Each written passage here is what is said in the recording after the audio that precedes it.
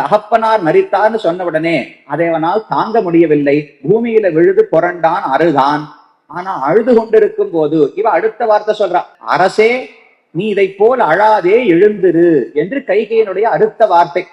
வெந்த புண்ணுல வேலை பாய்ச்சறதுன்னு சொல்லுவோம் இல்லையோ, ஏற்கனவே தகப்பனார் மரித்தார்னு சொல்லி மனக்கவலையில் இருப்பவனை பார்த்து ராஜா என்று ஒரு வார்த்தையை கைகேயி சொன்னாள். அதை கேட்டதும் தான் பரதனுக்கு பொறுக்கவே முடியவில்லை. நான் எப்படி அரசனாக இருக்க முடியும்? என் தந்தையார் அரசனாக தசரதன் சக்கரவர்த்தி இருந்தார். அவர் மரித்தார் என்றால் அடுத்தது ராமன் தானே அரசனாக இருக்க வேண்டும். என்னை ஏன் அரசன் என்று சொல்லுகிறாய்? நான் உடனே ராமனை காண வேண்டும் என்று பரதன் பிரார்த்திக்கிறார். அப்பதான் கைகேயி சொல்லுகிறாள், இல்ல பரதா, அதுல ஒரு சின்ன சிக்கல் இருக்கு. ராமனும் சீதையும் லக்ஷ்மணனும் காட்டிலே இருக்கிறார்கள். என்னமோ அவர்களா சுற்றுலா போனது போல கைகேயி சொல்லுகிறா, 3 பேரும் காட்டில் இருக்கிறார்கள். பரதனுக்கா ஒரே ஆச்சரியம். ஏன் யாரான நாட்டை விட்டு வெளியே அனுப்பி விட்டார்களா? ராமன் ஏதாவது தவறு செய்தாரா? பிறர் மனை நோக்கினாரா? பிறர் சொத்த ஆசைப்பட்டாரா? யாராவது வஞ்சிச்சாரா? பொய் சொன்னாரா? இது எதுவுமே ராமன் செய்திருக்கவே முடியாது. அப்ப யாரு நாட்டிலிருந்து ஒதுக்கி வைத்தார்கள்னு பரதன் கேட்டார். அப்ப சொன்னா, நான் தான் கேட்டேன். உன் தகப்பனார் எனக்கு 2 வரங்களை கொடுக்கிறேன்னு சொல்லி இருந்தார். ராமனுக்கு பட்டாபிஷேகம்னு கேள்விப்பட்ட உடனே நான் தான் உனக்காக இந்த காரியத்தை செய்தேன். உன் தந்தையார் மரணம் அடையும்படிக்கு நான் தான் பண்ணேன். அவர் வரம் கொடுக்க வேண்டும்னு நான் தான் பண்ணேன்.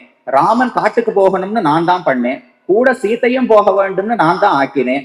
சீத்தை எந்த ஆபரணங்களையும் தரித்துக் கொள்ள கூடாதுன்னு நான் தான் சொன்னேன். இதெல்லாம் கைகேயி பண்ண வேலை. அப்ப தசரதன் ஒரு வேண்டுகோள் வைத்தார். சீத்தை கூட போறாளோ இல்லையோ, அரசு உடைகள்ல தான் இருக்கணும், நல்லா பட்டு வஸ்திரத்தோட தான் இருக்கணும், எல்லா ஆபரணங்களோடும் இருக்கணும். அவருக்கு நல்லா பணிவிடைகள் பண்ண ஒரு 10 தாசிகள், ஒரு 10 பெண்களாவது கூட செல்ல வேண்டும். சீதைக்கு எந்த கவலையும் வரக்கூடாதுன்னு தசரதன் சொல்லுகிறார். அதை சீதையும் மறுத்து விட்டாள், கைகேயும் மறுத்து விட்டாள். சீதை மறுத்ததுக்கு காரணம், கணவனுக்கு எந்த அலங்காரமும் கிடையாது, பணிவிடைக்கு ஆள் கிடையாதுங்கும் போது மனைவி மட்டும் வச்சுக்க முடியுமா? ராமனுக்கு என்ன பாக்கியமோ அதேதான் எனக்கும். அவனுக்கு இன்பம் என்றால் எனக்கு இன்பம், அவனுக்கு துன்பம் என்றால் எனக்கு துன்பம். எனக்கு ஆபரணங்கள் வேண்டாம்னு சீதையும் மறுத்தாள். கைகேயும் அதெல்லாம் கிடையாது, ராமனோட போனா இவளும் அணியக்கூடாதுன்னு சொல்லிவிட்டாள். இந்த எல்லா கேடுகளையும் விளைத்து விட்டு கடைசியில சொன்ன வார்த்தை, எல்லாம் உனக்காகத்தான் பண்ணேன் பரதா, இத்தனை நாளும் நான் இத்தனை தவறையும் பண்ணது உனக்காக என்று ஒரு வார்த்தை சொன்னாள்.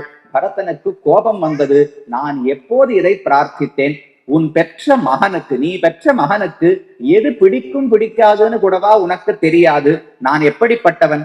ராமனுக்கு நான் தாசன். ராமனை மீறி ஒரு நாளும் நான் நினைத்ததே கிடையாது. அப்ப எனக்கு நல்லது பண்ணுவதாக நினைத்து கொண்டு எனக்கும் தீமை செய்திருக்கிறாய், ஊருக்கும் தீமை செய்திருக்கிறாய், தசரதனுக்கும் நன்மையை கொடுக்கவில்லை, ராமனுக்கும் துன்பத்தை கொடுத்திருக்கிறாய்னு அவனுக்கு ஒரே கோபம்.